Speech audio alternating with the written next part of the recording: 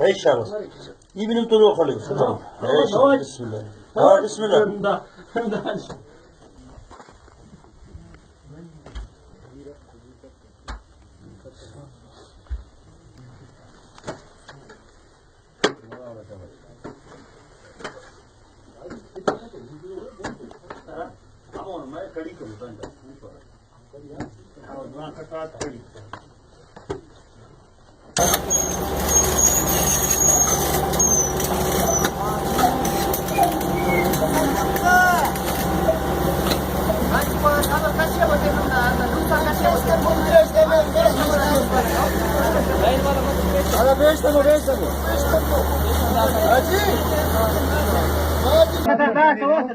سلام سليم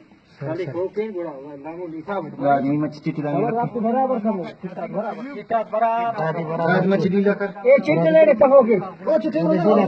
हाँ अब आपको बराबर कम हो शेफ मत गुड़ा दाढ़ी झटका खुलो ना दाढ़ी झटका खुलो सही पड़ेगा असल में चिट्ठी कहोगे मुझ में नहीं दूर सही हमारी वाला तो दूर तो ला इलाहा इल्लल्लाह لا إله يلا كرسي كابوتا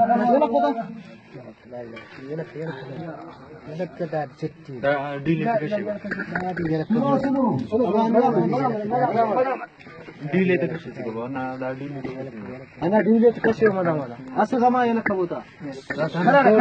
خرارة لا تشتي ما تداني كابوتا أنا زيهم لا دي متشي فل باقي اللي يركب ها باقي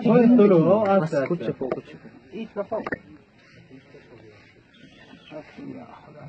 شلو